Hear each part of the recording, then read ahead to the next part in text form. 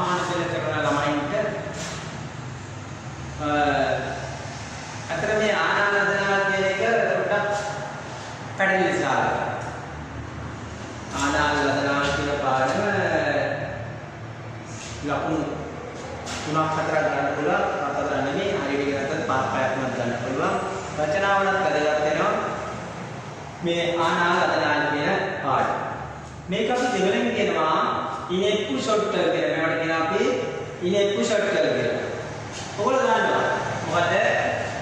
අදනාල්, ආදරාල්, ආහේයාල්, ආගවේ, එනවේ, ඒනිල්, අදුකෝල, අපරියානාල්, අභිදමායි, මේලු. තව යාගයක් තියෙනවා. ආනාල්, ආනාලුම්, ආයනුම්, ඉරින්දාලුම්, ඉරින්ද පොදිලුම් කියලා තියෙනවා. හැබැයි ඔයගොල්ලන්ට මේක විභාගයට ආව ඉරි ගහන පේපරේට එන්නේ ප්‍රශ්න 40න් එන්නේ.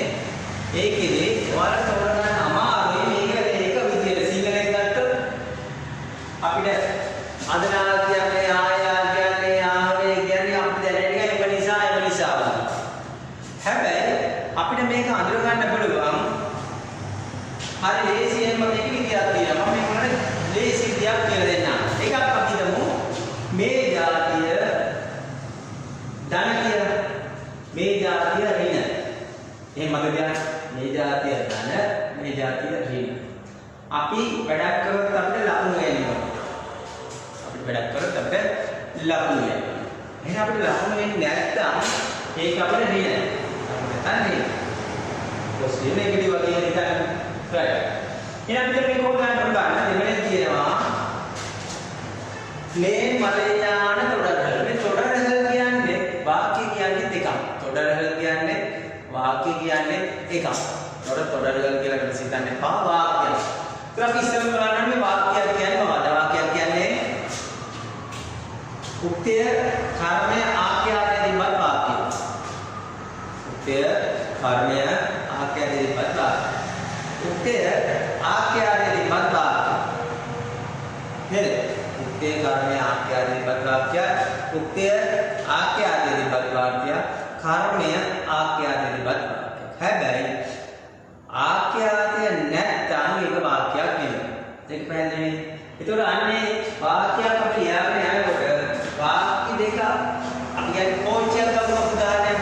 කෝච්චියේ ඉන්ජින් එකක් තියෙනවා. ඉන්ජින් එකේ යන ඉස්සරහට යනකොට ඔයගොල්ලෝ දන්නවා හෙට්ටි ටිකක් පිටිපස්සෙන් යනවා. එහෙනම් යන්න නම් මොකද වෙන්නේ? ඒක අමුණලා තියෙනවා. ඒ අමුණන එක තමයි මේ භාෂාවේ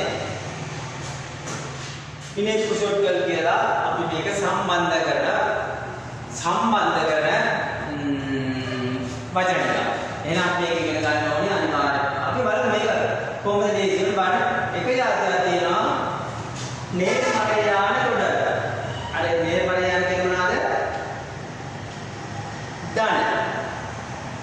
මම කියන ඉදිරිමල යාන කියන්නේ ඍණ. අපි බලමු මේ වාක්‍යයට මොකක්ද වාක්‍ය කියලා වාක්‍ය බලමු අපි. ඉතින් බලන්න වාක්‍ය. நான் நன்றாக படித்தேன். මම හොඳට ඉගෙන ගත්තෙමි. நல்ல மதிப்பெண் பெற்றேன். හොඳ ලකුණු ලබා ගත්තෙමි. දැන් මේ වාක්‍ය දෙකක් විදිහට මම හොඳට ඉගෙන ගත්තෙමි. හොඳ ලකුණු ලබා ගත්තෙමි. මේ දෙක නිකන් එකට වගේ ටිකක් විදිහට පේන්නේ. හැබැයි එකක් කරන්න නම් බලන්න நான் நன்றாக படித்தேன். அதனால் நல்ல மதிப்பெண் பெற்றேன். මම හොඳට ඉගෙන ගත්තා. එම නිසා හොඳ ලකුණු ලබා ගත්තෙමි. දැන් මොකද මේ?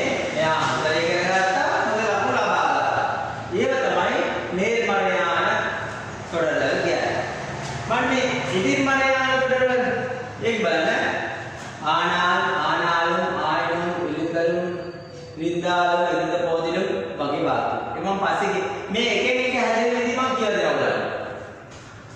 අදනාල් කියන්නේ අපිට ඒක දැනෙන්නේ ඒ නිසා ආදරාල් කියන්නේ ඒ නිසා ආයාල් කියන්නේ ඒ නිසා නැත්නම් ඒ නිසා ඒ ආන්දා වගේ වචන දෙකක් අපිට අවුල.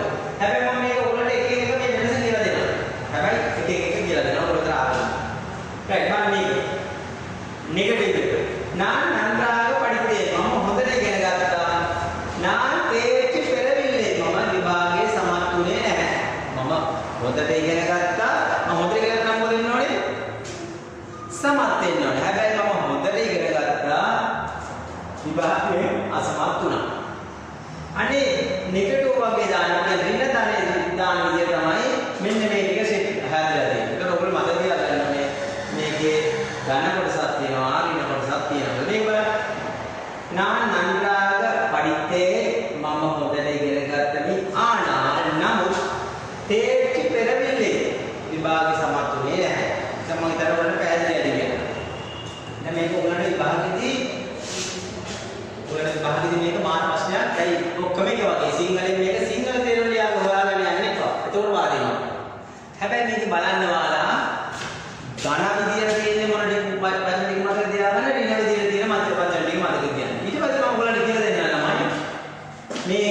එකෙන් එක වෙනස කොහොමද කියලා දැන් මේ අදනාල් කියන එක හැදලා තියෙන්නේ කොහොමද? ආනා මදාරා කියන එක හැදලා තියෙන්නේ කොහොමද? ආහේ ආ කියන එක හැදලා තියෙන්නේ කොහොමද කියලා මම කොටස් වශයෙන් එකින් එක කියලා දෙනවා ඊගාව පාඩම. මම ඔයාලට හැමදාම දානවා ඔයගොල්ලෝගේ මේ YouTube එකත් එක්ක නැත්නම් FB එකත් එක්ක රැඳිලා ඉන්න. ඒකත් මම ඔයාලට මේ එකින් එක දානවා පාඩම් වල. හරිද? හොඳයි. වණක්කම්.